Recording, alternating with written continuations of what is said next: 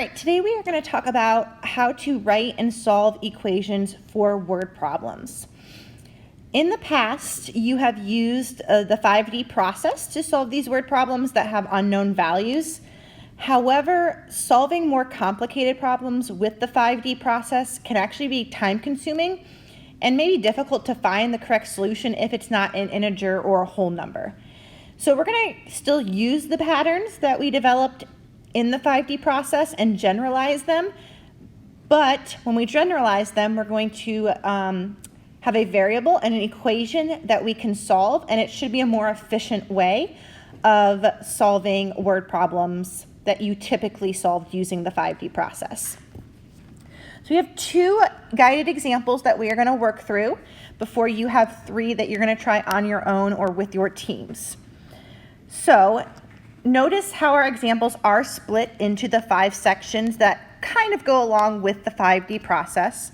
So we have describe, draw, define, do, decide, and declare. So let's read through the problem and then I'll explain what we can put under each section. So example 1 says a box of fruit has 3 times as many nectarines as grapefruit. Together there are 36 pieces of fruit. How many of each type of fruit are there? So in the describe, draw section, you're simply going to write down or draw the information that is important to solving the problem. So there's 2 pieces of important information in this first example. Firstly, we have that there are 3 times as many nectarines as grapefruit in this box, and that there are 36 pieces of fruit altogether. So we're just going to make a note of those 2 pieces of information under the describe, draw section. Nothing really we need to draw here. We can just copy down the statements.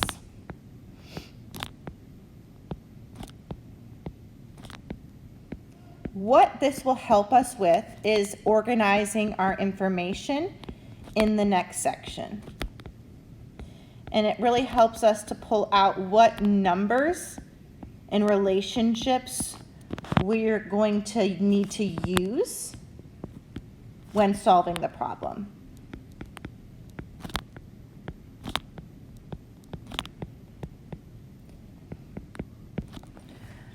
All right, so once we wrote down what the important information is, we're going to start to organize and define the information and the unknowns with variables.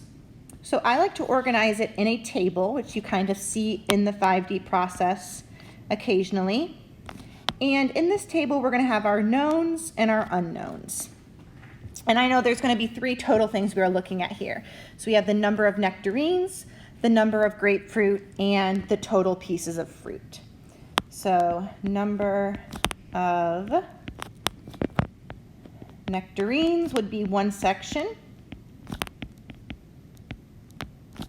Number of grapefruit would be a 2nd section. Both of these are unknown. We do not have the exact amount. And then we have the overall total number of fruit. So when filling this in, right off the bat, we should know to put 36 under our total because that one we know for sure. The number of nectarines and grapefruit, however, are unknowns. So we want to give one of them a variable and then use that same variable to describe the other. So if we look back at our describe section, we know that there are 3 times as many nectarines as grapefruit. So the nectarines are being compared to the grapefruit. Typically when you find the item or the unknown that is being compared to, that's where you want to put your starting variable. So because we are comparing to grapefruit, we can put grapefruit as X. And then if we know 3 times as many of those is how many nectarines we have. So that would be 3 times X. Sometimes within the table, you can actually start to see the equation that you can build using your unknowns and your knowns. So in this case, because the fruit box only contains nectarines and grapefruit, when I add their 2 totals together, I should get that overall total of 36.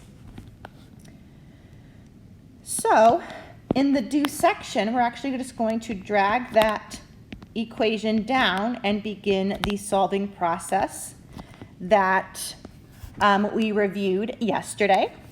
So we get 3x plus x, excuse me, equals 36. 3x and x are like terms that we can combine to get 4x equal to 36.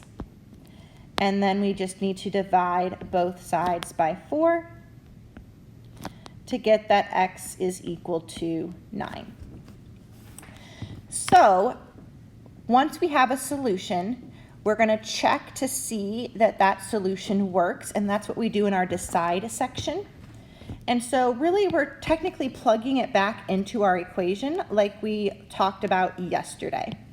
So I'm going to take my 3x's, add 1x, and that should equal 36.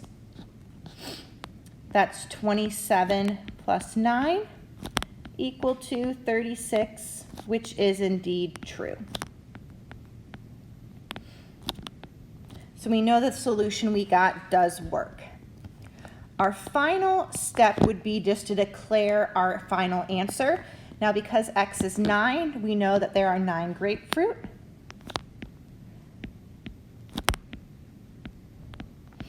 And then nectarines is 3 times that amount, which would be 27.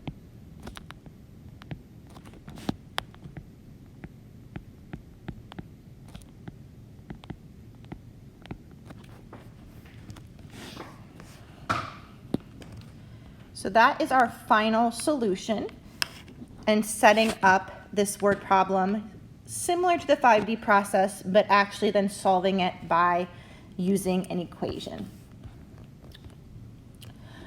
All right, we are going to do one more example together the same way, the same method, and that'll be on the next page.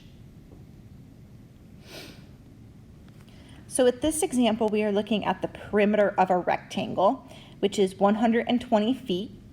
The length of the rectangle is 10 feet more than the width, and we want to know what the dimensions, the length and width of the rectangle are. So in our describe draw section, we can actually draw in a rectangle, and we know this rectangle has a width and it has a length. And then we know the perimeter of the rectangle is 120.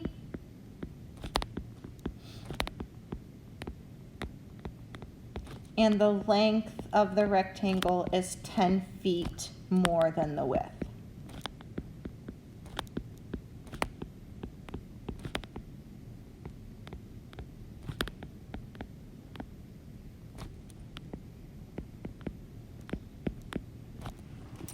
So that is our description of the given information. Now let's organize that information in a table.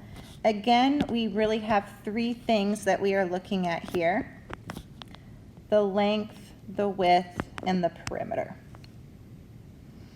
So I'll split this table into 3 sections. Length, width, and perimeter.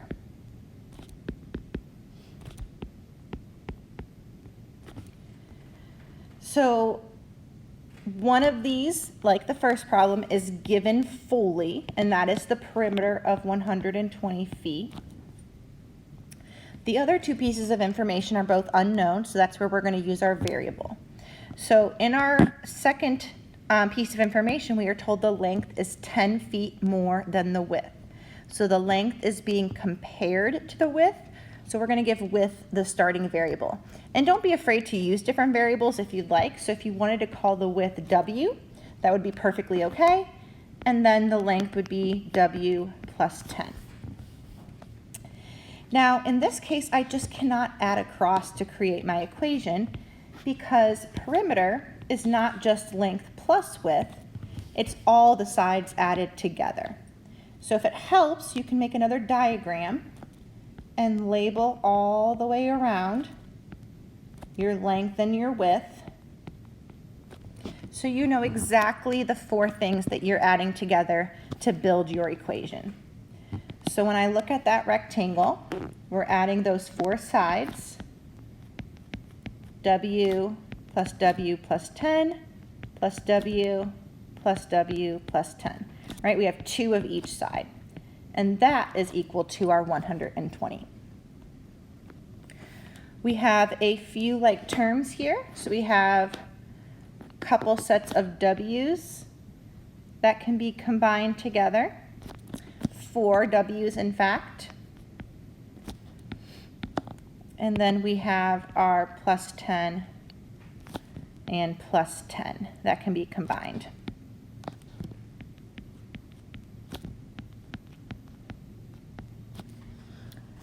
Because the left side is now simplified, we can start moving numbers away from our variable. So we can take our 10, move it to the right side, flip it over, and make it a minus 10. So then we get a 4W is equal to 110. Oops, made a mistake here, because when we combine like terms, we're actually going to get a 20, meaning we're subtracting 20, not 10. My bad. And then we'll get 100. So I forgot to just add the 10s together to get 20. Finally, we would divide both sides by 4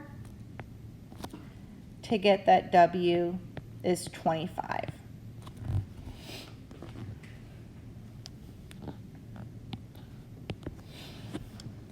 All right, in our decide, we want to check that a width of 25 and then its length would create a perimeter of 120. So we would add those 4 sides together. So our width is 25. Our length is 10 more than that, which is 35. And then we need to add the length and width again because we have 4 sides for our perimeter. So 25, 35, 25, 35. And you can check if you would like, but that does get us 120 like we wanted. So in our final section, we can declare our solution that this rectangle has a width of 25 feet and a length of 35 feet.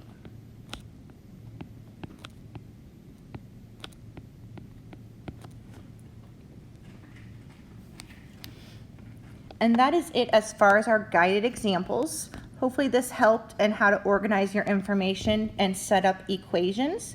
You're gonna have 3 independent practice problems that you need to try on your own or with your teams, kind of following this similar format and method, and then get those checked with the answer keys provided in the classroom.